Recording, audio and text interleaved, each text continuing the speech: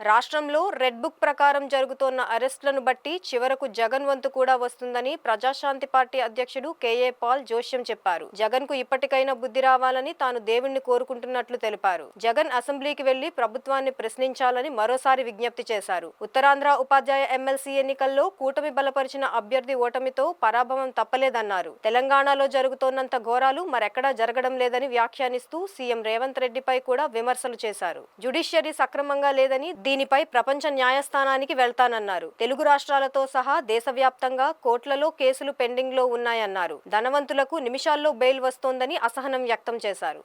జరుగుతున్న ఆత్మహత్యలు, హత్యలు దేశంలో ఎక్కడా జరగట్లేదు. నిన్న కొడుకు తల్లిని మెదకులో చంపేసిన విషయం మీరు చూశారు. ఇలాగ కొన్ని వందలు వేలు ఆత్మహత్యలు జరుగుతున్నప్పటికీ రేవంత్ రెడ్డి హోమ్ మినిస్టర్ని అపాయింట్ చేయట్లేదు. పవర్ ఉన్న పొజిషన్లన్నీ ఆయనే ఆక్యుపై చేస్తూ పొంగులేటి శ్రీనివాసరెడ్డిని బీగా పెట్టుకుంటూ ఎవరికి భూములు రిజిస్ట్రేషన్ చేయాలంటే ఆయనకే చేస్తున్నాడు. దానికి కావలసిన రుజువులు ఉన్నాయి.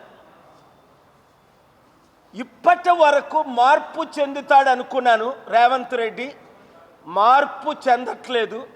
అధిష్టానం రాహుల్ గాంధీ ఆయనకి నోటీస్ ఇస్తాడనుకున్నాను. నోటీస్ ఇవ్వట్లేదు, వార్నింగ్ ఇవ్వట్లేదు. ఇన్ని మానభంగాల ఆ తెలంగాణ హైకోర్టు ఎప్పటి నుంచో ఆర్డర్ ఇస్తానంటది మానభంగాలు ఆపడానికి. 6-7 సార్లు వాదనలు వినిపించాను. ఆ జడ్జి పోయాడు కానీ అక్కడ మహారాష్ట్రకి. ఇప్పుడున్న జడ్జి కూడా ఆర్డర్లు ఇవ్వడు. అందుకనే ఇంటర్నేషనల్ కోర్టులో ఇక్కడ జ్యుడిషియరీ కానీ కరెక్ట్గా ప్రవర్తించకపోతే 30 రోజుల అవకాశం ఇచ్చి ఇండియన్ జ్యుడిషియరీ గురించి human rights, fundamental rights, individual rights మీద నేను ప్రపంచంతోనే ఫైట్ చేస్తా.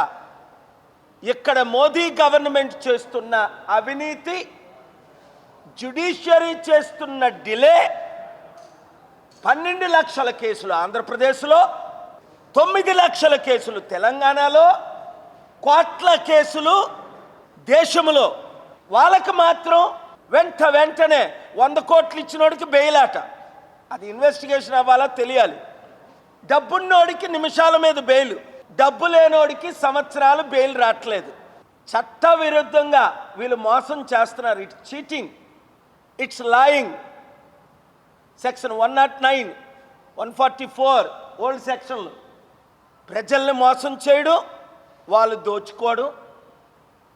ఇప్పటికైనా జగన్మోహన్ రెడ్డి మారి, లేదు అంటే వంశీని అరెస్ట్ చేశారు, పోసాన్ని అరెస్ట్ చేశారు, నెక్స్ట్ నానిని అరెస్ట్ చేస్తారు, ఆ తర్వాత రెడ్ బుక్లో ఉంది రోజాని అరెస్ట్ చేస్తారు. ఈ రెడ్ బుక్ మొత్తం వాడితే చివరికి జగన్మోహన్ రెడ్డిని కూడా అరెస్ట్ చేసి లోపల పెడతారు. వినండి మాట. మార్చి 4, 2025లో నేను పలికిన మాటలు వినండి. 1 by 1 మీరు అరెస్ట్ అయ్యి కథం అయిపోతారా? కొంతమందిని ఎన్కౌంటర్ కూడా చేసి పడేస్తారు. ఇప్పటికే 36 మందిని చంపేశారు. నేనుంటే మీతో దేవుడు ఉన్నట్టే, నేనుంటే మీతో సత్యం ఉన్నట్టే, నేనుంటే మీతో జ్యుడిషియరీ ఉన్నట్టే, నేనుంటే మీ వెంట్రుకు పీకలేరు. ఎందుకంటే నా బుక్లో న్యాయం కొరకు ప్రార్థన ఉంటుంది, అన్యాయం కొరకు ప్రార్థన ఉంటుంది. దేవుడి ప్రార్థన కంటే ఎవ్వడు పవర్ఫుల్ కాదు. అదే నాకున్న ధైర్యం, అదే నాకున్న సత్యం, అదే నాకున్న వెపన్స్. మీ కొరకు పోరాడతా, న్యాయం చేస్తా. రండి, ప్రజాశాంతి పార్టీయే దిక్కని 2 తెలుగు రాష్ట్రాల్లో తేల్చుకోండి ఇప్పటికైనా.